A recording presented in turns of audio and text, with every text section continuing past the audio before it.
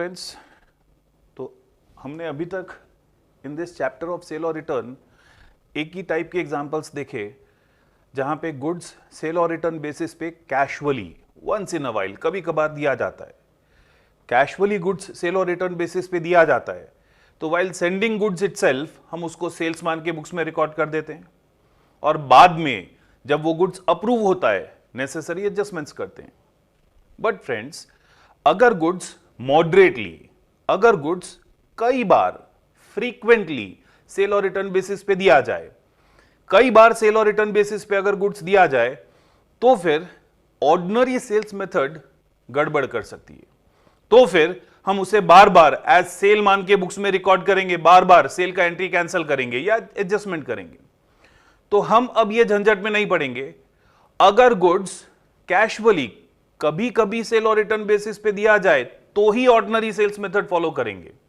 अगर goods frequently, moderately cell और return basis पे दिया जाए तो हम उसे सेल्स मान के बुक्स में रिकॉर्ड नहीं करेंगे, एक अलग सेल और रिटर्न जर्नल प्रिपेयर कर देंगे, एक सेपरेट बुक ऑफ अकाउंट, एक सेपरेट सब्सिडरी बुक, एक सेपरेट सेल और return journal day book prepare कर देंगे। See friends, for example this is my main book of account जिसमें मैं day to day transactions record करता हूं। तो दिस इज माई जर्नल और this is my main book and मैं एक सेपरेट बुक मेंटेन कर दूंगा जिसमें मैं सेल और रिटर्न के ट्रांजेक्शंस रिकॉर्ड करूंगा। मतलब सेल और रिटर्न के ट्रांजेक्शन अभी सिर्फ और सिर्फ सेपरेट बुक में रिकॉर्ड होंगे, वो मेरी मेन बुक ऑफ अकाउंट में रिकॉर्ड नहीं होंगे। They won't be recorded in my main book of account. तो सर वो सेल और रिटर्न जर्नल कैसे बनता है? See I have drawn a format of sale और रिटर्न जर्नल। सेल और रिटर्न जर्नल में हम लोग बेसिकली 4 कॉलम प्रिपेयर करेंगे। First column is of goods sent on approval. जैसे ही गुड्स अप्रूवल पे भेजा जाए, जैसे ही गुड्स अप्रूवल पे सेंड किया जाए, सेल और रिटर्न बेसिस पे सेंड किया जाए, उसे गुड्स सेंट के कॉलम में रिकॉर्ड करेंगे, डेट, पर्टिकुलर्स, अमाउंट। जैसे ही वो सेंड किया हुआ गुड्स रिटर्न हो, रिजेक्ट कर दे कस्टमर, उसे गुड्स रिटर्न के कॉलम में शो करेंगे। Again for that date, particulars, amount are there. Sir customer ने गुड्स रिटर्न नहीं किया, रिजेक्ट नहीं किया, तो अप्रूव कर लिया होगा, तो गुड्स अप्रूव्ड के कॉलम में शो करेंगे। और ऐसे गुड्स जिसका ईयर एंड तक कोई इंटीमेशन नहीं आया है, मतलब ना रिटर्न किया है ना अप्रूव किया है, वो गुड्स हम लोग बैलेंस में शो करेंगे। Okay, when we are sending goods उसे कहां शो करेंगे? गुड्स सेंट ऑन अप्रूवल के कॉलम में। जब वो गुड्स अप्रूव कर लिया जाए कहां शो करेंगे? गुड्स अप्रूव्ड के कॉलम में। रिजेक्ट, रिटर्न कर दिया है, कहां शो करेंगे? गुड्स रिटर्न के कॉलम में। और ऐसे गुड्स जिसका इंटीमेशन नहीं मिला है, जिसका अभी तक ईयर एंड तक अप्रूवल नहीं मिला है, उसे बैलेंस के कॉलम में। ओके सर, तो उसे मेन बुक्स ऑफ अकाउंट में कब रिकॉर्ड करेंगे? सेल और रिटर्न पे अगर आप गुड्स बेचते हो लीगली, वो आपका सेल कब होता है सर? सर या तो अप्रूवल मिल गया या फिर वो स्पेसिफाइड टाइम पीरियड पास हो गया। करेक्ट। जब अप्रूवल मिल जाए या जब स्पेसिफाइड टाइम पीरियड पास हो जाए, only then we can say that goods are actually sold. तो तभी उसको अपनी मेन बुक ऑफ अकाउंट में शो करेंगे। तब तक वो ट्रांजैक्शंस सिर्फ और सिर्फ ये सेल और रिटर्न जर्नल में शो किए जाएंगे। अच्छा sir, again main book of account में कब शो करेंगे? जब वो एक्चुअली अपना सेल्स हो गया है, जब वो एक्चुअली सेल्स रिकॉग्नाइज हो गया है। कब रिकॉग्नाइज हो जाता है सेल? या तो इंटीमेशन मिल गया तब, या फिर कंसिडरेबल या स्पेसिफाइड टाइम पीरियड पास हो गया तब।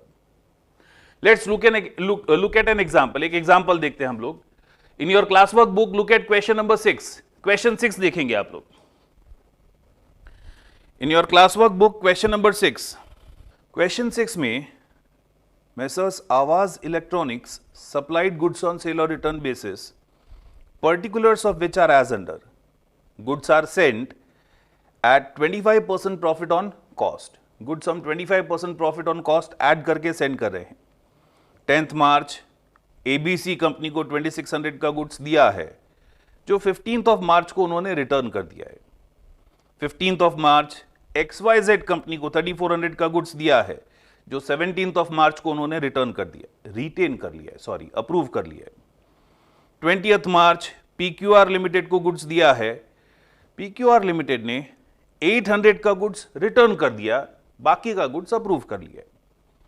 27th of March XYZ limited को अगेन 2200 का गुड्स दिया है, जिसका इंटीमेशन नहीं मिला है। 28th मार्च को again goods are sent to XYZ PQR limited, again intimation is not received. Balance of Aavas Electronics, books of Aavas Electronics are closed on 31st March every year. Prepare memorandum records and treatment in main books.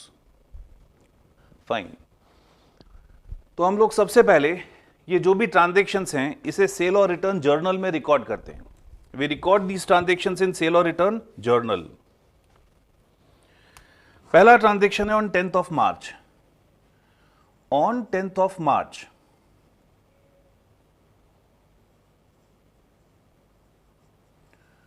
Goods are sent on sale और return basis. ABC company को हमने cell किया है, कितने का goods Saint किया है? 2600 का गुड्स सेंट किया है सर। और ये जो ABC कंपनी को गुड्स सेंट किया है, इसमें से ये सारे गुड्स 15th ऑफ मार्च को रिटर्न कर दिए हैं। तो 15th of March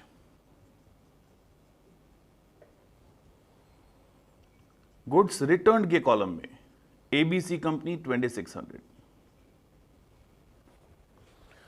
okay sir. Next 15th of March को XYZ कंपनी को गुड्स सेंड किया है। On 15th of March we are sending goods to XYZ company. We are sending goods to XYZ company of 3400। और ये जो 3400 का goods XYZ को send किया है, उन्होंने पूरा रिटेन कर लिया है, उन्होंने ये सारा गुड्स अप्रूव कर लिया है। These goods are retained on 17th of March.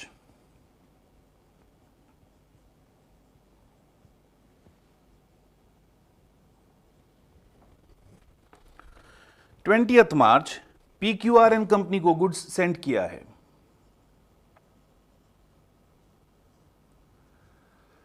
PQR company को हमने गुड सेंड किया है, कितने का गुड सेंड किया है सर? 1900 का गुड सेंड किया है।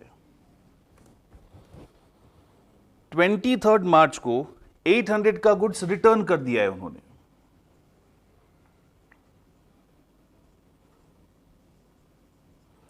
ट्वेंटी मार्च को 800 जितना गुड्स रिटर्न कर दिया है। 1900 का गुड सेंड किया था, 800 का गुड्स रिटर्न कर दिया है, तो 1900 माइनस 800, बाकी का 1100 का गुड्स रिटेन किया है, रखा है उन्होंने अपने पास। तो गुड्स अप्रूव्ड के कॉलम में हम शो करेंगे ऑन 23rd ऑफ मार्च।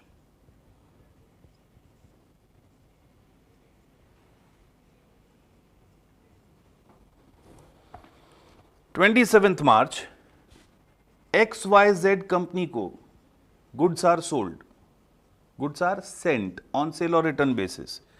2200 का गुड्स सेल और रिटर्न बेसिस पे सेंड किया है, इसका अप्रूवल नहीं मिला है, इसका इंटीमेशन अभी भी पेंडिंग है, तो वो हम बैलेंस के कॉलम में शो करेंगे।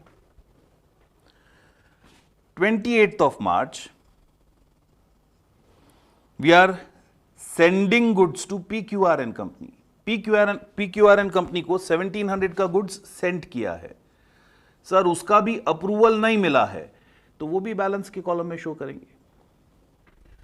मतलब total goods which are sent on sale और return basis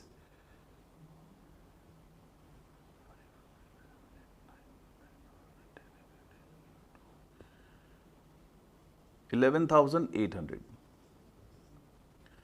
total goods returned 3,400, total goods for which approval is received 4,500 और वो गुड्स जिसका अप्रूवल अवेटेड है 3,900।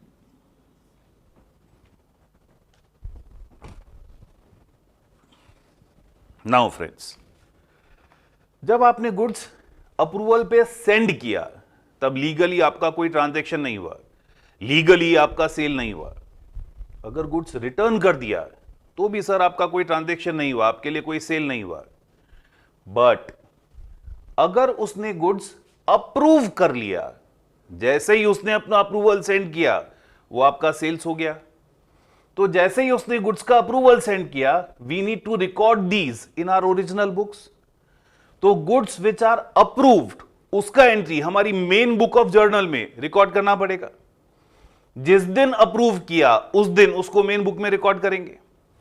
क्या अभी तक उसका मेन बुक में कोई एंट्री हुआ था? No sir. तो जिस दिन अप्रूव किया उस दिन सिंपली उसे सेल्स मान के मेन बुक्स में रिकॉर्ड कर देंगे। ओके, मेन बुक्स में क्या एंट्री पास करेंगे?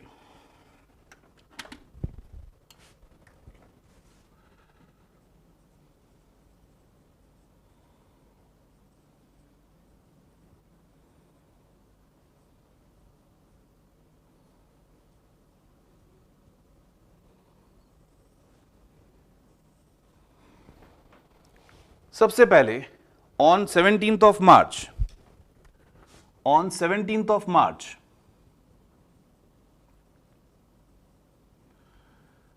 on 17th March, that trader gave acceptance of goods of 3400। 3400 के गुड्स का उसने सेल एक्सेप्ट कर लिया, मतलब ऑन 17th ऑफ मार्च 3400 अपना सेल्स हो गया। XYZ and company account debit, XYZ and company becomes our debtor to sales account, sales being our income।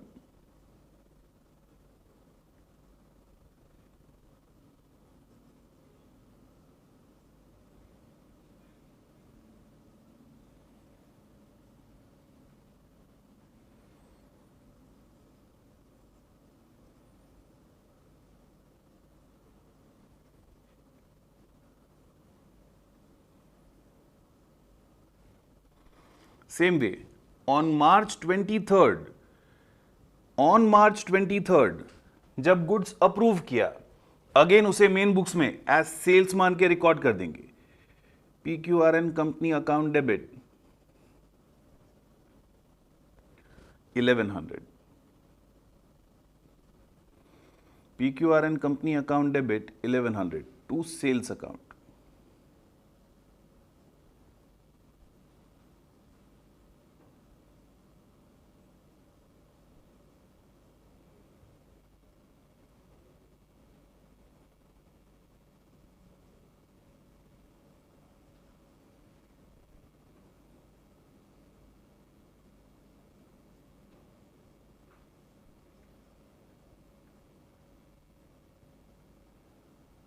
Correct है। तो मेन बुक ऑफ अकाउंट में गुड्स सेंट का, गुड्स रिटर्न का कोई entry नहीं होगा। मेन बुक ऑफ अकाउंट में entry तभी होगा when these goods are actually accepted. Okay sir. Last point, ये जो गुड्स हैं जिसका अप्रूवल नहीं मिला है, ये जो गुड्स हैं जिसका अप्रूवल नहीं मिला है, ये अभी तक अपना सेल नहीं हुआ। Correct sir. लेकिन ये गुड्स किसके पोजीशन में है?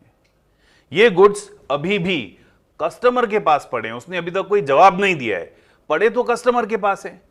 क्या ये गुड्स हमारे पोजीशन में हैं? No sir. अगर ये गुड्स कस्टमर के पास पड़े हैं, हमारे पास नहीं पड़े हैं, तो एट द ईयर एंड जब हमने अपना इन्वेंट्री कैलकुलेट किया होगा, रिमेंबर हमने डिस्कस किया था इन्वेंट्री हमेशा फिजिकल वेरिफिकेशन से कैलकुलेट होता है, फिजिकली काउंट करके कैलकुलेट किया जाता है। तो ये पर्टिकुलर गुड्स हमारी कैलकुलेशन में हमने इंक्लूड किया था क्या? No sir. ये पर्टिकुलर गुड्स अभी किसकी ओनरशिप का है? हमारी ओनरशिप का है, लेकिन हमने अपनी इन्वेंट्री में इंक्लूड नहीं किया था। तो ये पर्टिकुलर स्टॉक को हमारे इन्वेंट्री में इंक्लूड करने के लिए एंट्री देना पड़ेगा। On year ending date on 31st March ये पर्टिकुलर स्टॉक को हमारी इन्वेंट्री में इंक्लूड करने के लिए क्या एंट्री देते थे? Sir, inventory with customer account debit, inventory with customer account debit to sales account. Inventory with customers account debit to sales 3900 लिखते थे क्या? नहीं सर, 3900 तो सेलिंग प्राइस है, ये तो वो प्राइस है जो प्राइस पे गुड सेंड किया गया। हम अपने इन्वेंट्री में उसको सेलिंग प्राइस पे नहीं, कॉस्ट पे इंक्लूड करते थे। तो इसमें से प्रॉफिट माइनस करना पड़ेगा। एंड प्रिसाइजली देखिए, स्टार्टिंग में प्रॉफिट दिया हुआ है, that goods are sent adding profit of 25% on cost. Goods are sent adding profit of 25% on cost. अच्छा 25% मतलब 1/4 on cost. अगर प्रॉफिट 1/4 ऑन कॉस्ट है तो इट इंप्लाइज 4 रुपया कॉस्ट, 1 रुपया प्रॉफिट, तो सेल्स 5 रुपया हुआ ना. 4 रुपीज कॉस्ट, 1 रुपीज प्रॉफिट, तो सेलिंग प्राइस इज 5 रुपीज. मतलब profit is 1/5 on sales. It implies it is 1/5 on sales. Now 3,900 is our selling price. तो कौन सा प्रोपोर्शन अप्लाई होगा? सेल्स वाला sir. 1/5. 3,900 into 1/5. 780 is our profit. तो 3,900 minus 780, 3,120 is cost of these goods. ये goods का cost कितना है? 3,120. मतलब हम हमारी इन्वेंट्री में कितना इंक्लूड करेंगे? 3,120 being cost of unsold goods.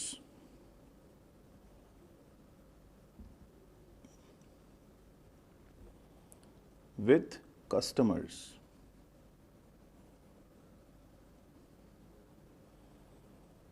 Included in our inventory.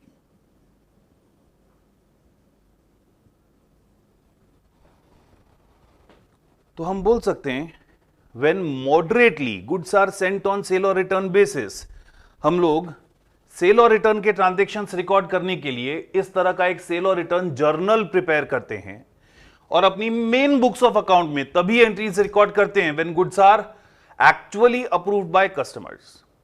Clear है sir? But then what if goods numerously sold on sale और रिटर्न बेसिस? गुड्स अगर न्यूमरसली रेगुलरली सेल और रिटर्न बेसिस पे सेल किया जाए, अगर गुड्स न्यूमरसली सेल और return basis पे सेल किया जाए तो हम एग्जैक्टली यही मेथड फॉलो करते हैं. न्यूमरसली सेल और रिटर्न बेसिस पे सेल किया जाए तो मेन बुक्स ऑफ अकाउंट में एंट्री नहीं करते हैं, हम उसका सेल और रिटर्न जर्नल बनाते हैं एंड मेमोरेंडम सेल और रिटर्न अकाउंट एंड कस्टमर्स के अकाउंट मेंटेन करते हैं. बहुत सारे ट्रांजैक्शन सेल और रिटर्न के किए तो हर एक कस्टमर का एक प्रॉपर हिसाब रखना पड़ेगा, कितना गुड्स दिया, कितना अप्रूव किया, कितना रिटर्न कर दिया.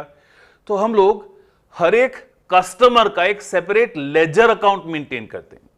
क्या वो हमारी मेन बुक्स ऑफ अकाउंट का पार्ट है, हमारी मेन लेजर का पार्ट है? नो सर, क्योंकि वो हमारी मेन बुक्स ऑफ अकाउंट का पार्ट नहीं है, क्योंकि वो एक रफ अकाउंट हम मेंटेन कर रहे हैं. उन लेजर अकाउंट्स को हम मेमोरेंडम अकाउंट्स बोलते हैं. क्या बोलते हैं? मेमोरेंडम अकाउंट्स बोलते हैं.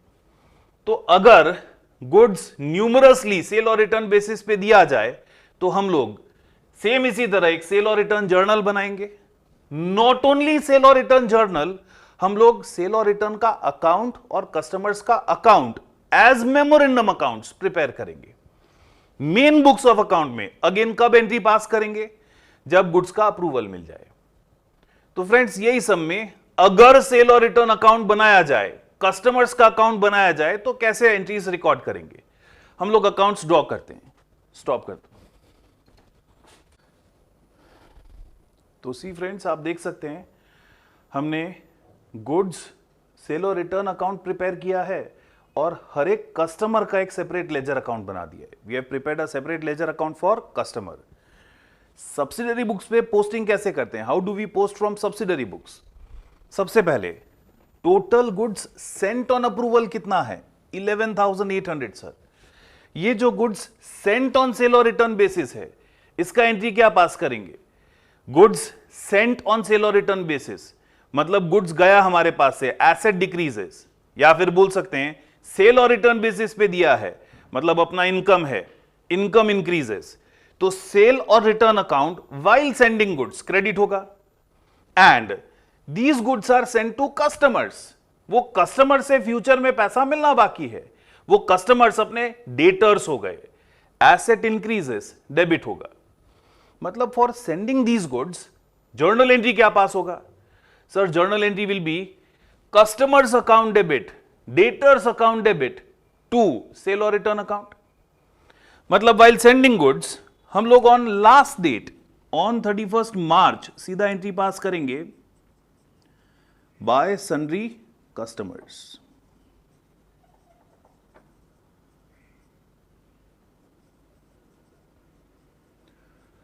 $11,800. Sir, this is entry for goods sent. And सभी कस्टमर्स के अकाउंट में इंडिविजुअली डेबिट साइड पोस्टिंग होगा। एबीसी कंपनी में on 10th March debit side posting होगा।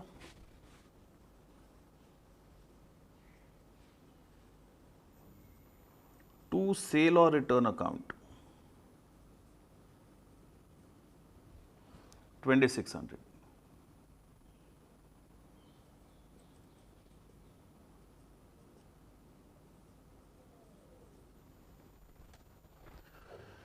XYZ में 15th मार्च को डेबिट साइड पोस्टिंग होगा।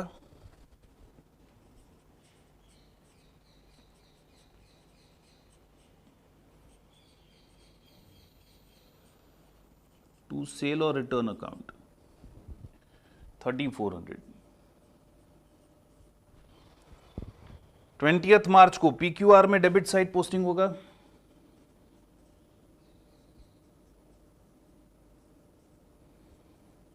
टू सेल और रिटर्न अकाउंट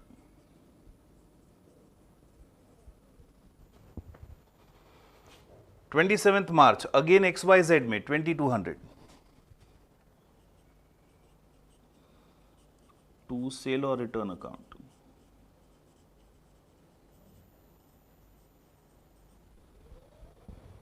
2200। मार्च 28 को PQR में 1700।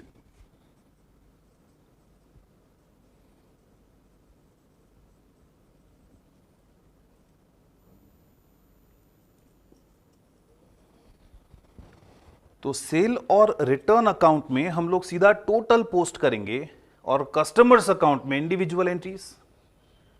सेम वे अगर गुड्स रिटर्न कर दिया है कस्टमर्स ने, वापस दे दिया है कस्टमर्स ने, तो गुड्स सेंट का जो एंट्री किया था उसको रिवर्स करेंगे। गुड्स सेंट का क्या एंट्री दिया था? Customers account debit to sale और रिटर्न। तो for goods returned entry will be sale और return account debit to customers. Sale और return account debit to customers, तो सेल और रिटर्न अकाउंट में debit side on March 31st to sundry customers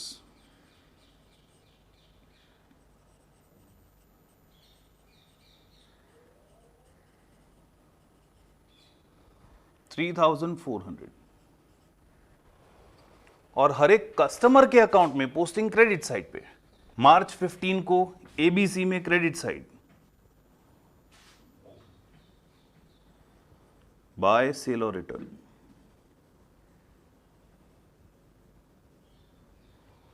2600। March 23 PQR में credit side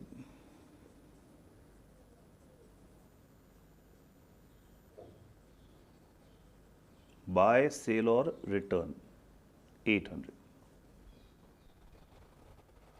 same way जब goods send किया था हमने एंट्री पास किया था कस्टमर टू सेल और रिटर्न। अगर कस्टमर ने गुड्स अप्रूव कर लिया तो भी हमको सेल और रिटर्न का एंट्री कैंसिल करना पड़ेगा। उसे सेल और रिटर्न जर्नल में से निकाल के अपनी मेन बुक में ले जाना पड़ेगा ना। तो अगर गुड्स अप्रूव कर लिया तो भी सेल और रिटर्न का एंट्री कैंसिल करेंगे। जब गुड्स सेंड किया था, एंट्री पास किया था कस्टमर टू सेल और रिटर्न, गुड्स अप्रूव कर लिया या रिटर्न कर दिया, हमें ये सेल और रिटर्न का एंट्री रिवर्स करना है। मतलब अप्रूव किया तब एंट्री क्या आ जाएगा? अगेन सेल और return account debit to customers, sale और return account debit to customers. तो सेल और रिटर्न में debit side to sundry debtors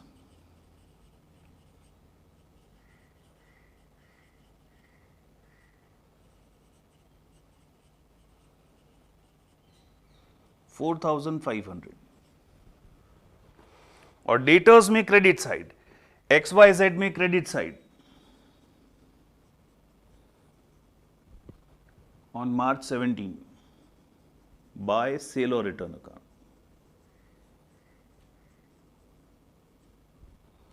3400।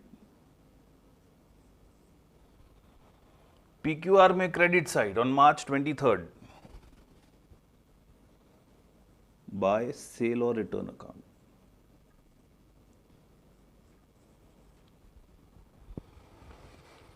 And after goods are approved, goods approve हो गया, उसके बाद सेल और रिटर्न का एंट्री हम लोग रिवर्स करेंगे। सेल और रिटर्न बुक्स में से वो एंट्री हम लोग क्लोज कर देंगे और अपनी मेन बुक ऑफ अकाउंट में उसे एज सेल्स शो कर देंगे। We will show that as sales in our main books of account. Okay sir, now close all the ledgers and find out the balance. Sale और return account में closing balance is nothing but 3900। XYZ के account में closing balance, जो goods का intimation अभी तक नहीं मिला है वही क्लोजिंग बैलेंस में रहेगा ना, 2200। ABC के अकाउंट में या तो गुड्स अप्रूव हो गए या रिजेक्ट हो गए, रिटर्न हो गए, कोई बैलेंस नहीं है। PQR के अकाउंट में 1700 जितने गुड्स का अभी तक अप्रूवल बाकी है, तो that will appear as closing balance.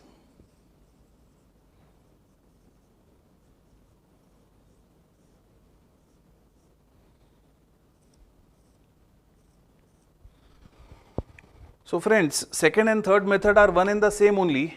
अगर गुड्स मॉडरेटली सेल और रिटर्न बेसिस पे दिया जाए तो खाली सेल और रिटर्न जर्नल बनेगा, और जब गुड्स अप्रूव हो गए तब मेन बुक्स ऑफ अकाउंट में एंट्री होगा। जब न्यूमरसली गुड्स सेल और रिटर्न बेसिस पे दिया जाए तो सेल और रिटर्न जर्नल के साथ साथ ये मेमोरेंडम अकाउंट्स भी बनेंगे, सेल और return account as well as customers का अकाउंट। And again same way main books में एंट्री कब रिकॉर्ड होगा? Only when goods are approved. इस तरह के एग्जांपल में कई बार स्टूडेंट्स ये लास्ट एंट्री पास करना भूल जाते हैं। हमने ऑल्दो उसे सेल्स मान के बुक्स में रिकॉर्ड नहीं किया है, क्या इन्वेंट्री में इंक्लूड किया होगा? नो सर, क्योंकि इन्वेंट्री फिजिकली हमारे पास नहीं पड़ा है, तो हमेशा वो स्टॉक को इन्वेंट्री में इंक्लूड करने का एंट्री तो हमें देना ही पड़ेगा। I hope the method is clear. आप लोग ये अच्छे से पॉज करेंगे, स्क्रीन कॉपी करेंगे and then will move ahead.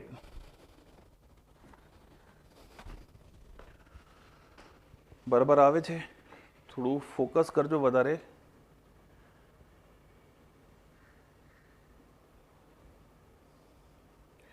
Okay friends, now come to question number 2 in your homework section. Question 2 in your homework section. आपको दिया है X supplied goods on sale or return basis to customers, the particular of which are as under.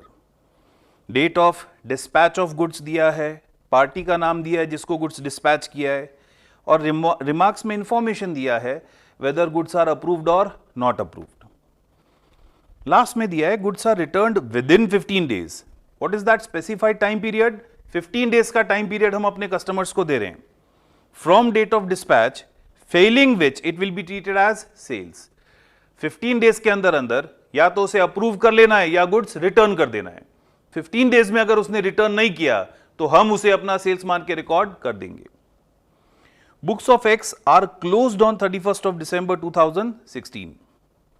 You are supposed to prepare goods on sale or return, sold and return day books. Sale or return journal आपको prepare करना है। Goods on sale or return total account. Sale or return का account prepare करना है।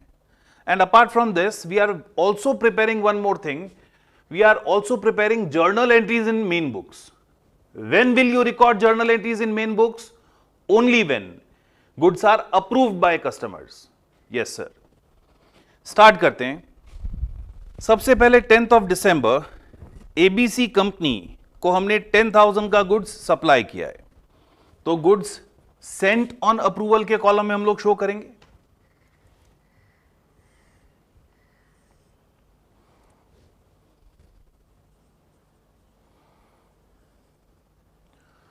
On December 10th we are supplying goods to ABC and company, and we are supplying goods of how much? 10,000. अब थोड़ा ध्यान से देखिए friends, 10th दिसंबर को हमने सप्लाई किया है एंड 31st दिसंबर तक इसका कोई इंफॉर्मेशन नहीं है हमारे पास, कोई इंटीमेशन नहीं है। अब यहां पे थोड़ा ध्यान देना है, हमने कस्टमर को टाइम पीरियड कितना अलाउ किया था? 15 डेज का सर। 15 डेज कब पूरा हो रहा है? 24 दिसंबर को पूरा हो रहा है सर। 10 दिसंबर प्लस 15 डेज 24 दिसंबर को पूरा हो रहा है। 24 दिसंबर तक अगर उसका कोई इंटीमेशन नहीं मिला है तो on 25 December we need to treat this as our sales. भले इंटीमेशन नहीं मिला है, हम लोग ऐसा मान लेंगे स्पेसिफाइड टाइम पीरियड पूरा हो गया है तो वो अपना सेल हो चुका है। मतलब ऑन 25 दिसंबर हम उसे गुड्स अप्रूव्ड के कॉलम में डाल देंगे।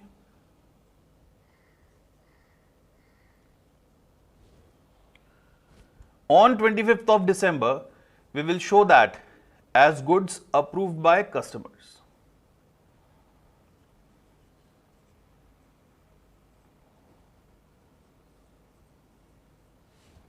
Correct? Okay, sir. 12th of December, sent to DEF and Company. On December 12th, DEF and Company को हमने गुड सेंड किया है। DEF and Company को we are sending goods of 15,000। Remarks में दिया है 16th of December उसने सारा गुड्स रिटर्न कर दिया है। He returned the goods on 16th of December।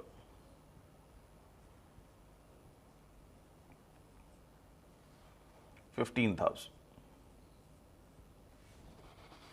फिर 15th of December को we supplied goods to GHI and Company। On 15th of December we are supplying goods to GHI and Company। We are supplying goods of rupees 12,000। Goods worth rupees 2,000 returned on 20th December। 20th December को goods return कर दिया है। 20th दिसंबर को 2000 जितना goods return कर दिया है friends. 2000 जितना गुड्स 20th दिसंबर को रिटर्न किया है। रिमेनिंग 10,000 के गुड्स के बारे में कुछ नहीं बोला है। हम लोग अगेन मान लेंगे सर रिमेनिंग 10,000 के गुड्स के बारे में कुछ नहीं बोला है, मतलब कोई इंटीमेशन नहीं मिला है, तो ऑन कंप्लीशन ऑफ 15 डेज उसे भी अपना सेल्स मान लिया जाएगा। ऑन कंप्लीशन ऑफ 15 डेज मतलब on 31st of December even that will be treated as our sales।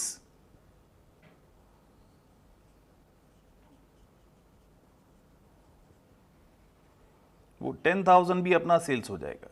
Okay sir. Then on 20 December DEF को हमने गुड्स सप्लाई किया। On December 20 we are supplying goods to DEF and Company। We are supplying goods of 16,000 to DEF and Company। और उन्होंने 24th of December को goods retain कर लिया है, तो गुड्स अप्रूव्ड के कॉलम में शो करेंगे। 16,000 पूरा गुड्स रिटेन कर लिया है। 25th को ABC कंपनी को वापस हमने गुड्स सप्लाई किया है। We are again supplying goods to ABC and Company worth rupees 11,000। And ये 11,000 का गुड्स उन्होंने 28th of December को रिटेन कर लिया है। They are retaining these goods on 28th of December।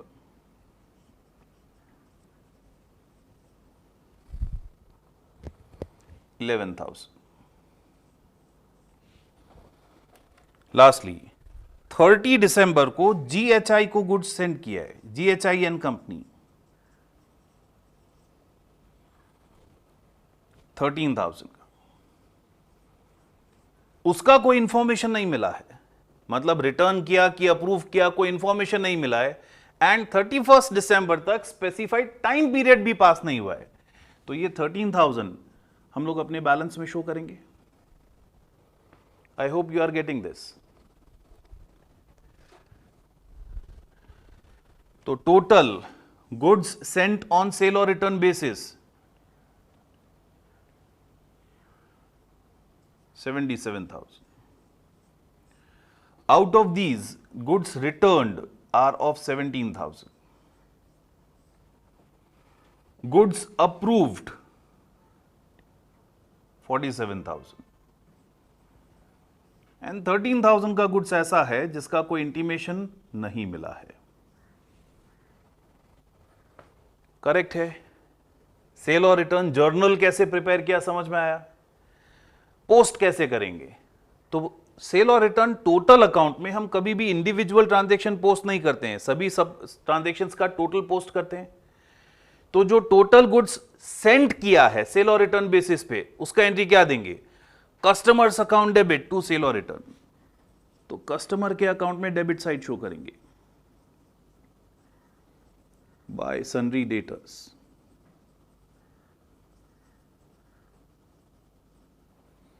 $77,000. And ये हर एक कस्टमर के अकाउंट में posting will be on debit side to sale और रिटर्न, टू सेल और return. Same way goods return कर दिया 17,000 का, गुड्स रिटर्न किया तो गुड्स सेंट का जो एंट्री पास किया था उसको रिवर्स करेंगे. गुड्स सेंट का एंट्री पास किया था कस्टमर टू सेल और रिटर्न, तो रिटर्न का एंट्री सेल और रिटर्न टू कस्टमर हो जाएगा. रिटर्न का एंट्री सेल और रिटर्न टू कस्टमर हो जाएगा.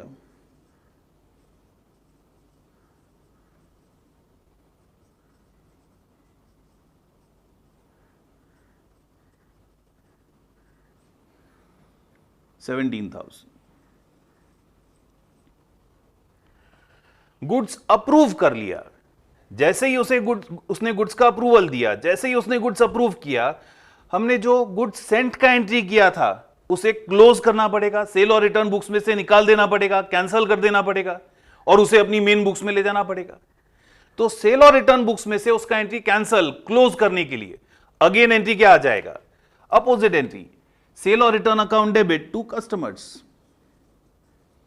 To sundry debtors.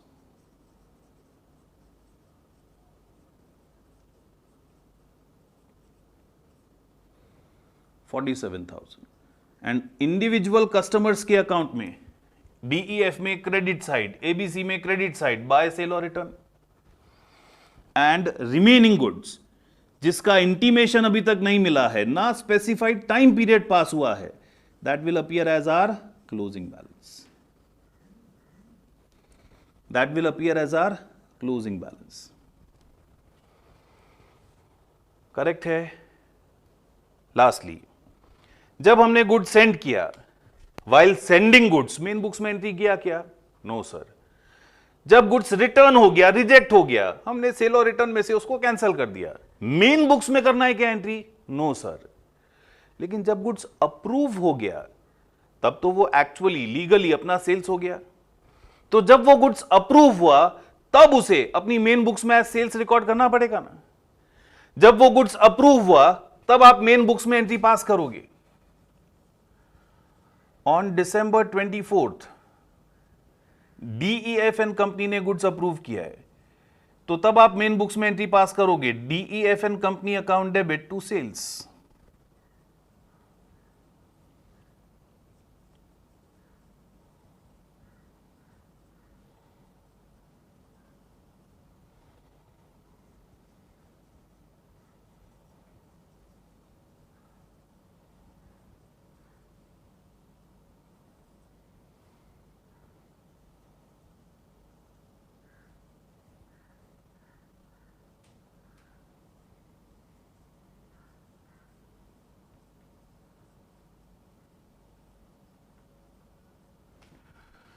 On December 25 ABC ने गुड्स अप्रूव किया, तो ऑन December 25 एंट्री पास करेंगे ABC and company account debit to sales.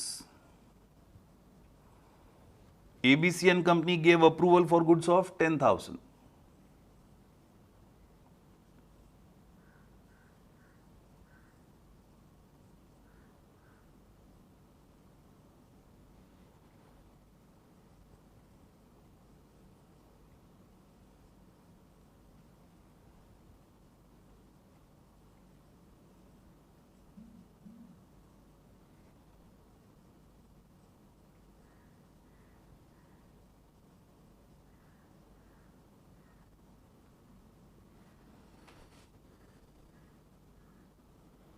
Then on December 28th, again ABC and company accepted the goods, gave approval for the goods. Entry हो जाएगा ABC company account debit to sales 11,000.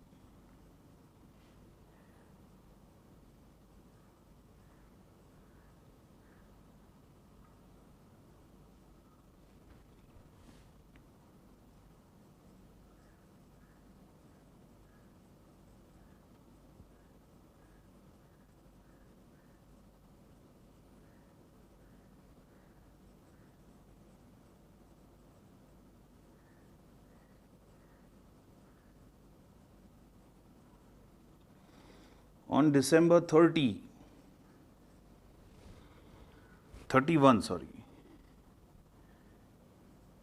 GHI and company account debit to sale.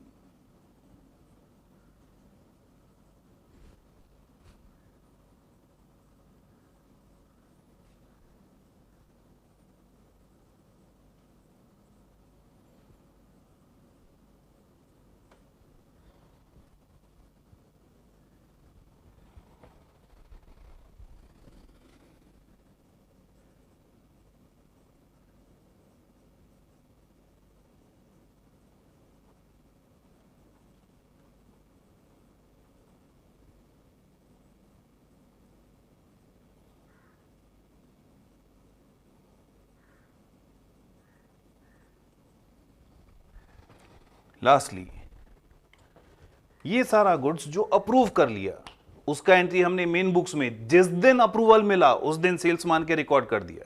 Yes sir. What about the goods which are still not approved?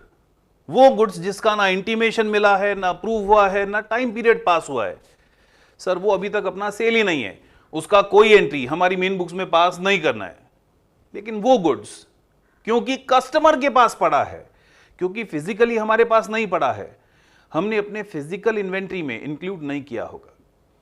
क्योंकि 31 दिसंबर year and है, balance sheet date है, ये 13,000 जितना goods हमें हमारे inventory में include करना पड़ेगा. और इसे इन्वेंट्री में इंक्लूड करने के लिए हमें एक और एंट्री देना पड़ेगा. Inventory with customer.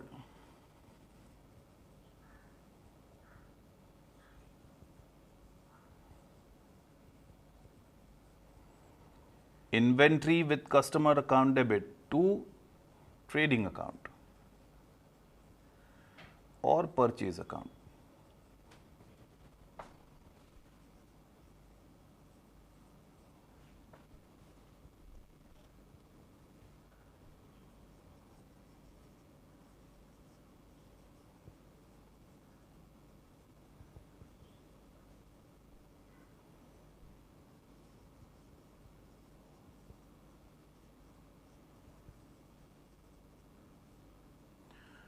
यहाँ पे ये गुड्स इन्वेंट्री में हमारे स्टॉक में 13,000 रुपीज पे इंक्लूड होगा क्या? 13,000 तो वो प्राइस है जिस प्राइस पे हमने गुड सेंड किया था, मतलब सेलिंग प्राइस है. तो इसमें से प्रॉफिट एलिमेंट एलिमिनेट करना पड़ेगा, प्रॉफिट निकाल के इसे कॉस्ट पे अपनी इन्वेंट्री पे इंक्लूड करना पड़ेगा. अब प्रॉफिट का रेट क्वेश्चन में दिया नहीं है तो आप लोग कोई भी रेट अज्यूम कर सकते हैं. You make assumption of any rate. We are assuming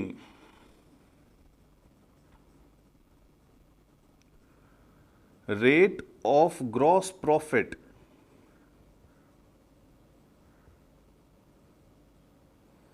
is 20% on sales. हम लोग सीधा क्या अज्यूम कर रहे हैं? प्रॉफिट का रेट कितना है? 20% on sales. That is an assumption. आप बोलते हो सर मेरे को 25% लेना है, 25% ले सकते हो. You can take any assumption. तो 13,000 माइनस 20%, 10,400.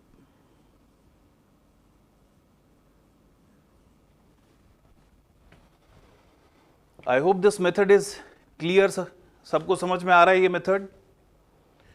ओके. तो आप लोग अगेन फ्रेम को पॉज करेंगे, कॉपी करेंगे, रिवाइज करेंगे, and with this we come to the end of this chapter. तो होमवर्क सेक्शन में एंड पास्ट एग्जाम के जितने भी क्वेश्चंस है, those are friends some for your self practice. एंड आप लोग आज ही वो सारे के सारे सम्स अच्छी तरह खुद सॉल्व करेंगे and then after solving you will verify the answers which are uploaded on our website. So please pause the frame and then copy it properly.